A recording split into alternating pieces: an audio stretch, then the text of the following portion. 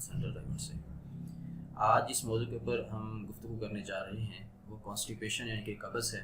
कब्ज़ क्या है, इसके अलामात क्या हैं, पखाना कितने दिन ना आए तो उसको कब्ज़ कहते हैं, और ये मर्ज़ भी है या कि हमारी लाइफस्टाइल की वजह से पैदा होने वाली पेचीदगी है, इसके बारे में आज इंशाल्लाह गुफ्तगू करेंगे। अगर किसी शख्स को 24 आवर्स यानी कि 12 घंटे के अंदर स्टूल पास नहीं होता, खाना नहीं आता, तो हम उसको कब्ज़ या कॉन्स्टिपेशन कहते हैं।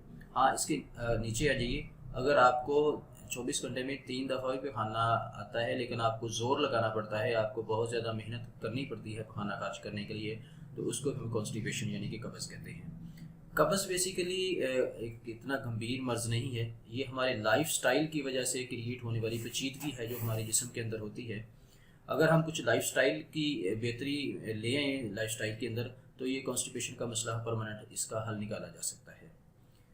असल में सवाल ये किया जाता है जी क्या खाएं, तो मैं यहाँ पे ये कहता हूँ जी क्या नहीं खाएं बल्कि क्या कैसे खाएं, ये सवाल होना चाहिए कि हम कैसे खाएं। तो अमूमी तौर पे एक कहावत भी है कि अगर आप तंदुरुस्त रहना चाहते हैं तो अपनी खाने का आप 70% हिस्सा जो है वो नाश्ते के अंदर इस्तेमाल करें, और 20% आप लंच में लें, और 10% आप रात को लें। लेकिन हमारे यहाँ ये थोड़ी सी तरतीब उल्टी है। हम नाश्ता काफ़ी लोग तो करते ही नहीं हैं, और जो करते हैं वो बहुत लाइट सा, हाफ कप चाय, 1 कप चाय, साथ बिस्किट, केक रस या इस तरह की चीज़ें। दोपहर को लंच कर लेते हैं और रात को हम सबसे भारी भरकम खाना रात को खाते हैं। तो डॉक्टर अफान साहब की भी एक वीडियो थी, वो भी खाने के ऊपर काफ़ी बहस कर रहे थे, तो और खाने के स्टैंडर्ड की बारे में बात कर रहे थे। तो मैं भी उनको ही सेकंड करूंगा कि आप ये मान ही नहीं रखता कि आप क्या खा रहे हैं, कितना भारी पर खा रहे हैं, लेकिन उसकी टाइमिंग मैटर करती है कि आप खाना किस टाइम में खा रहे हैं और आपका प्रोसेस क्या है खाना खाने का। हमारे लोगों को 2 जगहों पे बहुत ज़्यादा जल्दी होती है, मैंने ये नोटिस किया है और शायद आपने भी नोट किया हो। एक तो रोड के ऊपर सबसे ज़्यादा जल्दी होती है, और बाद में जाके देखा जाता है कि वही बंदा मदारी की खेल देख रहा होता है या मोबाइल पे लगा होता है, और उसके बाद जो हमें सबसे ज़्यादा जल्दी होती है वो हमें खाने के टेबल पे होती है। हम खाने के टेबल पे सबसे ज़्यादा बातें कर रहे होते हैं और सबसे ज़्यादा जल्दी भी हमें खाने का टाइम होती है।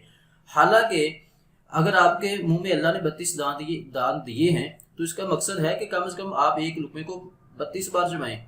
अगर नहीं चबाएंगे, हम लुकमा मुंह में डालते हैं, गपशप करते करते उसको आगे निगल लेते हैं और ऊपर से दूसरा लुकमा तैयार होता है। तो ये हमारी छोटी छोटी गलतियाँ बेसिकली हमारे मैदे को डिस्टर्ब करती हैं। मैदा डिस्टर्ब होता है, खाने को डाइजेस्ट नहीं हो पाता, ग्राइंडर नहीं पूरी तरह हो पाता, तो जाहिर है वो हजम नहीं होगा, तो कॉन्स्टिपेशन तो होगी। तो ज़रूरी बात क्या है कि हम कम से कम जब बाइट ले रहे हैं पहले तो उसकी सेटिंग करें, ये करें कि आप टाइम क्या है, आप मॉर्निंग में कितना ले रहे हैं, नाइट में कितना ले रहे हैं।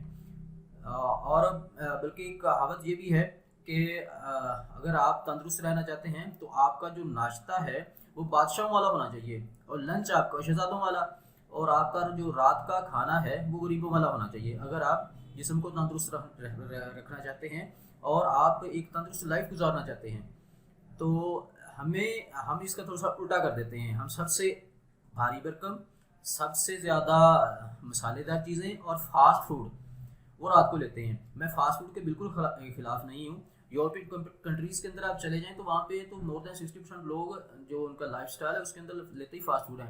मैं बात कर रहा हूँ इसके स्टैंडर्ड की, कि आप स्टैंडर्ड अच्छा कर लें, फास्ट फूड ले लें, लेकिन उसको घर पे बना लें या कम से कम कुछ किसी ऐसी जगह से परचेज़ करें जहाँ पे आपको मालूम हो कि यहाँ का म्यार बहुत अच्छा है, यहाँ पे फ्रोज़न जितनी चीज़ें हैं वो आपके फास्ट फूड के अंदर नहीं यूज़ की जाती, या एक्सपायर मैदा नहीं यूज़ किया जाता, या मैदे को फ्रिज के अंदर फ्रीज करके 2-3 दिन बाद उसको यूज़ किया जाता है। तो कम से कम स्टैंडर्ड को कायम रखें। स्टैंडर्ड को कायम रखने के बाद आप उसका थोड़ा सा टाइम एडजस्ट कर लें। अगर आपने फास्ट फूड खाना है तो कम से कम आप असर से पहले ले लें।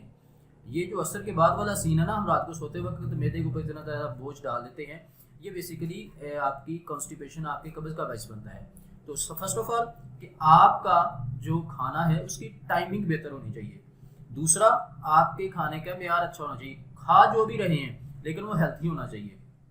नंबर 3, जो प्रोसेस कर रहे हैं, आप जिस तरह खा रहे हैं, आप खाना लेते हैं, एक बाइट लेते हैं, उसको चबाएं, इतना चबाएं कि आपको निगलने की ज़रूरत ना पड़े। हमारा क्या होता है कि یہ اسٹائل ہوتا ہے ہم کھانا کھاتے وقت رکھتے ہیں کہ ہم نگل رہے ہوتے ہیں. آپ دانتوں کا کام دانتوں سے لیں اور میدے کا کام میدے سے لیں. ہم جب دانتوں کا کام میدے سے لیتے ہیں نا تو پھر ہمارے جسم کے اندر مسائل کریٹ ہونا شروع ہو جاتے ہیں. تو یہ یقین دہانی کر لیجئے کہ آپ اگر بائٹ لیتے ہیں اس کو 32 بار لازمی چبائیں. ٹھیک ہے, چبانے کے بعد اس کو پھر ایسا ہی نوبت نہ آئے کہ آپ اس کو نگلیں, وہ خود ہی آپ کے حلق سے نیچے گزر جائے. اور دوسرا پھر ہماری ایک بڑی جو غلطی ہے وہ یہ ہے کہ ہم کھانا کھاتے کھاتے پانی پیتے رہتے ہیں اور اینڈ پہ بھی ہم 2 گلاس پانی کے پی جاتے ہیں.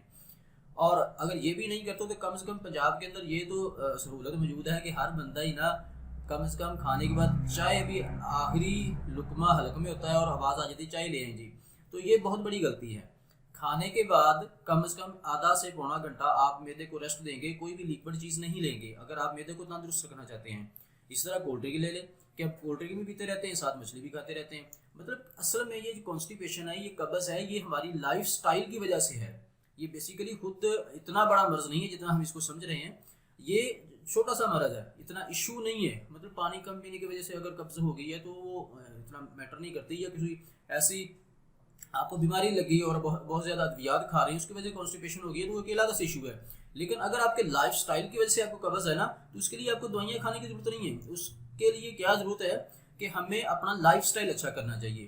انشاءاللہ میں یہ ویڈیو تھوڑی سی لینتھی ہوتی جا رہی ہے, میں نیکسٹ ویڈیو کے اندر پورا ایک پروسیس آپ کے ساتھ شیئر کروں گا کہ ہم نے کھانا کس طرح کھانا ہے, کون سا کھانا ہے, کس طرح سے کھانا ہے اور کن چیزوں سے تھوڑا سا اوائڈ کرنا ہے. تو انشاءاللہ یہ کانسٹیپیشن کا جو مسئلہ ہے آپ کا, یہ اس کا پرماننٹ سولوشن ہو جائے گا. آپ کو بار بار حکومت حضرات کے پاس جانے سے آپ بچ جائیں گے, اپنا ٹائم ویسٹ, آپ کا ٹائم ویسٹ ہونے سے بچ جائے گا, اور آپ کا انشاءاللہ جو آپ اکنامیکلی طور پہ آپ بہت زیادہ ڈسٹرب رہنا شروع ہو گئے ہیں کہ میں بہت زیادہ پیسہ لگا چکا ہوں کانسٹیپیشن ٹھیک کرنے کے لیے لیکن وہ ٹھیک نہیں ہو رہی. تو بیسیکلی انشاءاللہ میں آپ کا یہ لائف سٹائل نیکسٹ ویڈیو کے اندر پورا سیٹ کرنے کی کوشش کروں گا کہ اگر ہم اس کو اپنا لیں گے تو ابھی کم سے کم کانسٹیپیشن کا مسئلہ نہیں بنے گا, قبض انشاءاللہ نہیں ہوگی. تھوڑی سی باتیں میں نے ایسے شیئر کر دی ہیں, اگر اس پہ بھی عمل کر لیں گے نا تو انشاءاللہ کانسٹیپیشن سے کافی حد تک دور آ جا سکتے ہیں.